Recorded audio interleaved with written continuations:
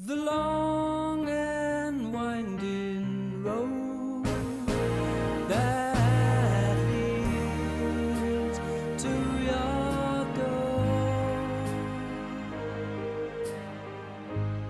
will never... In the mid-1990s, the RE program grew so large that some classes had to be moved to days other than Sundays. The parking lot was so full that latecomers sometimes couldn't stay for the Sunday service. Even when the upper lot opened, we didn't seem to have space for newcomers. Being a welcoming community was becoming difficult.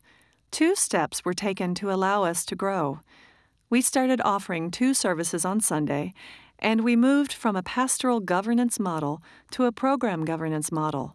Both measures caused discomfort in the congregation. People were used to coming to church at one time when they could see everyone else attending that day and meet up with their friends. For a while, the first service was poorly attended, until Jason Brass-Penix solved that problem by suggesting the early service be moved to 9:30, giving birth to a meet-and-greet happy half-hour fueled by copious coffee, washing down the donuts and cookies. It seemed that UUs liked an early service, only if it isn't too early. The change in our governance was also a source of discomfort to some members. Early on, most members in the church worked together to get the necessary work done. Congregational meetings were marathon affairs that lasted into the wee hours, discussing every tiny issue to death.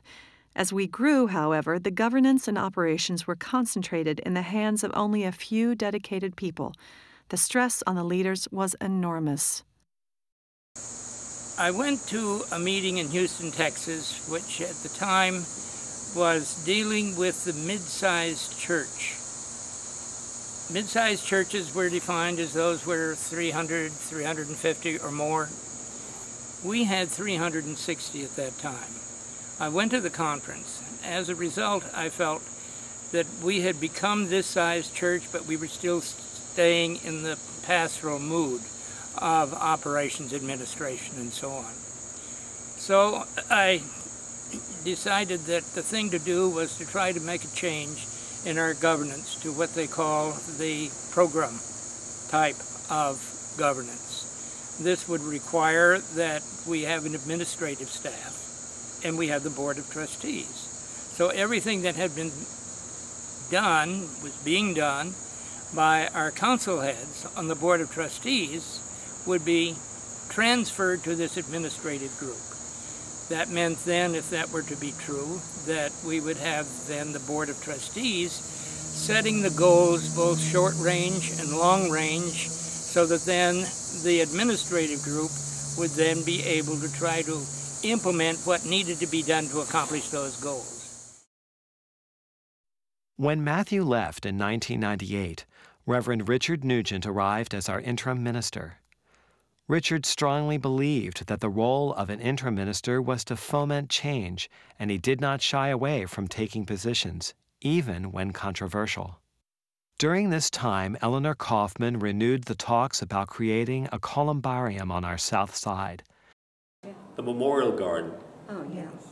Eleanor was... Put your hand on your heart when No, well, Eleanor was initiated the concept early on to have a memorial garden. She did. Yeah. Well, I have to admit, what inspired me, of course, is when we lost Eric. The church was charged in court with planning an illegal cemetery or mausoleum. Richard donned a clerical collar and testified on our behalf. We won that suit, and the plans went forward. Eleanor Kaufman and Clarence Schultz spearheaded the initial efforts. The idea of a columbarium gave way to the desire to have a memorial garden where there would be a wall with commemorative plaques, nice plantings, a fountain, and benches to rest on. When efforts towards this end flagged, Anita Cox came forward and energetically oversaw the final push to the lovely result we now enjoy. After a 30-year gestation, the Memorial Garden was dedicated in April 2007. In 1999, Reverend Claire Petersberger was called as our new minister. She is a passionate speaker on a variety of subjects, giving inspiring talks on the wonders of the human condition and life's experiences. She often uses the arts to enhance her theme-based services. Claire's sermons are humorous as well as thought-provoking, occasionally to the point of causing unsettling introspection. Her dedication to our church and her availability to the individuals who comprise it is outstanding. Music has always been an integral part of our gatherings. In Sunday services, religious exploration, and at our social get-togethers. We run the gamut in our musical tastes, from Bach to the Bald Mountain Bluegrass Group. Our superb choir and our talented soloist musicians, under the extraordinary leadership of Joe Gasho, enrich our church life every time they perform. It's impossible to list all the happenings in our church life. Some of us come for spiritual sustenance, others for collegiality, and most of us because it feels like home. The many of us who contribute to the life of this church have invested ourselves in its continuance. We have nothing but awe and gratitude for those founders who had a vision of what they wanted their church to be and who plunged forward despite all odds. No one thinks we've reached perfection, but then we wouldn't be UUs if we were so easily satisfied.